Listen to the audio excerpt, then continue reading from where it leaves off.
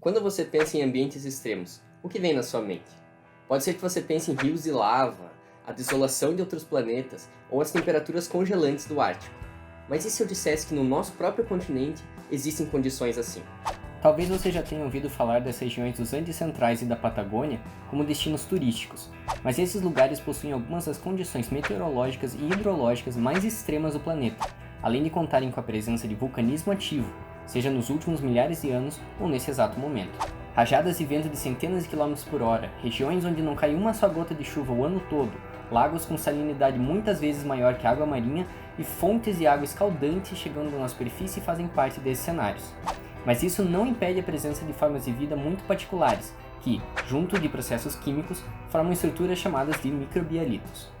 Por essas características pouco convidativas e pela presença de organismos resilientes como os microbiais, a Puna, como é conhecida essa região dos Andes Centrais, chega a ser usada como modelo base de missões de investigação exoplanetária em Marte. Uma das formas de estudar esses ambientes extremos é justamente através dos ambientes hidrológicos que existem ali.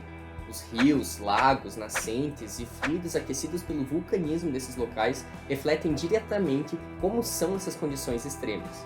Mais especificamente, a composição hidroquímica dessas feições pode nos informar até que ponto o clima e a geologia de cada porção da Cordilheira dos Andes tornam únicas essas assinaturas.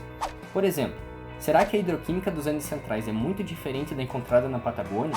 Será que internamente a essas macro-regiões existem grandes variações?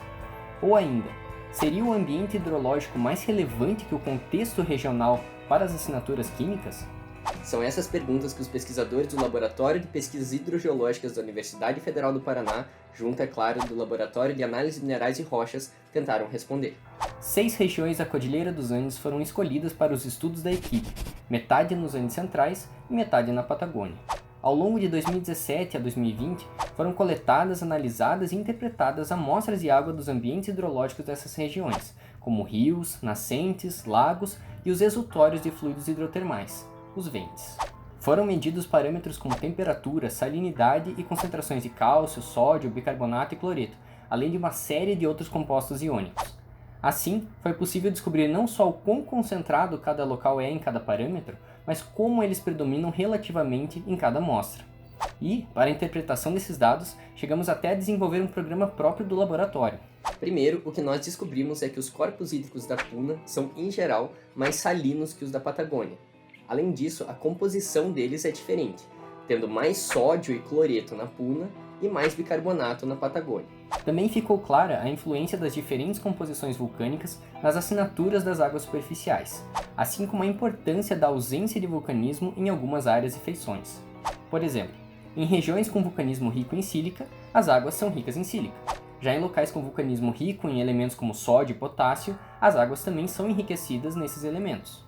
Isso também é especialmente identificável na relevância do caráter hidrotermal, havendo grande diferença entre sistemas com e sem a influência de hidrotermalismo. Rios que são oriundos de nascentes de água doce, já que nada aqui é exatamente doce, têm a salinidade menor do que aqueles que têm origem vinculada a fluidos vulcânicos. Além disso, nós percebemos que existem diferenças nas composições das exalações de fluidos termais na Puna e na Patagônia, havendo a mesma tendência química que identificamos na análise macro-regional, ou seja, predomínio de sódio e cloreto nos Andes Centrais e bicarbonato na Patagônia. Outra característica interessante diz respeito aos lagos dessas duas porções da cordilheira. Em todas as regiões, os lagos concentram maior salinidade em relação às demais feições, algo derivado tanto da entrada de fluidos salinos nesses ambientes, quanto da aridez predominante nesses locais. Isso porque esses ambientes atuam como receptores dos fluidos dos demais ambientes, então vão somando as concentrações que vêm com eles.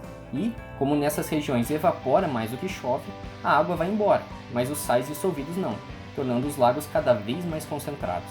Com isso, e também nos baseando na bibliografia, informações de campo e dados de satélites, elaboramos modelos conceituais ilustrativos de cada região estudada. Esses modelos, junto dos mais de 100 mapas hidroquímicos utilizados nas interpretações, compuseram um grande atlas hidroquímico cujo objetivo é tornar a identificação das assinaturas hidroquímicas dos ambientes extremos andinos o mais visual e de fácil consulta possível. Mas nós ainda estamos longe de desvendar todas as informações que os rios, lagos e outros ambientes hidrológicos dos Andes podem nos trazer. Para isso, os pesquisadores do LPH vão seguir em campo e, quanto mais extremo for o ambiente, melhor.